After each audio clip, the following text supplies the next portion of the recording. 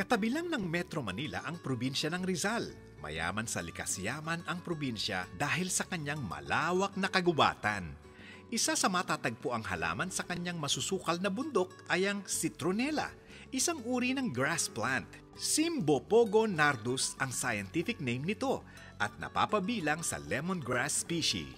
Ginagawa itong citronella oil, isang essential oil na mabisang mosquito repellent. Isa pang gamit nito ay bilang raw material ng organic soaps. Sa isang organic soap factory sa Baras Rizal, ine-extract ang essential oil mula sa citronella grass para maging sabon. Si Mr. Nino Mabenta ang nagbabantay sa buong proseso. Natural, yan ay naghihiling sa ating katawan. Gumagamit sa mga sugat o anumang eczema o yung mga galis-galis natin, nakakagamot siya.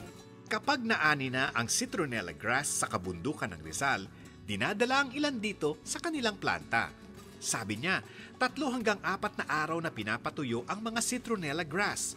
Pagkatapos ay pinuputol sa maikling bahagi at inilalagay sa isang extractor machine. Ito ang makinang naghihiwalay sa fiber ng citronella grass at ang citronella oil, ang main ingredient ng kanilang organic soap. Pagkatapos ay titimplahin ito kasama ng ibang ingredients tulad ng coconut oil. Katapos naman ay imimix sa isang rapid mixer. Susunod, isasalin sa mga soap slab. 24 na kilo ng citronella grass ang kailangan para magkaroon ng sapat na halo para punuin ang isang slab. Pagkatapos mag-solidify ng 1 oras, muling kukunin nito at ikakat at ilalagay sa isang curing area. Hahayaan itong matuyo ng 7 araw para mas gumanda ang texture. Malakas daw ang market ng organic soaps lalo na kung magpapasko.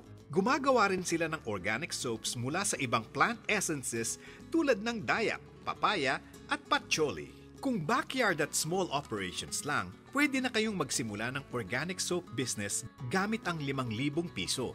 Ang unang nakikinabang sa kanilang mga sabon ay mga kooperatiba ng Baras. Sinusuportahan nila ang mga ito para magkaroon ng kabuhayan ng kanilang mga kababayan at mas makilala pa ang citronella soap ng Baras. Sa Antipolo City, nakilala naman namin si Mang Ambrosio Viloria. Kasama ang kanyang business partner, nagsimula silang gumawa ng mga kubo noong 2005. Pero hindi ito ang karaniwang bahay kubo na nakikita natin sa probinsya. Ito ay mga kubo na pinapasadya pa ng mga resort, farm owners at private homeowners. Gawa ito sa kawayan, pawid at coco lumber.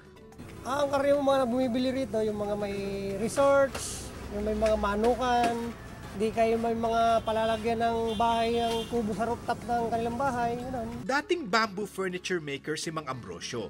Pero dahil mas malaki ang demand sa kubo, dito na siya tumutok. Mas madali raw itong ibenta sa mga syudad at maging sa mga lalawigan.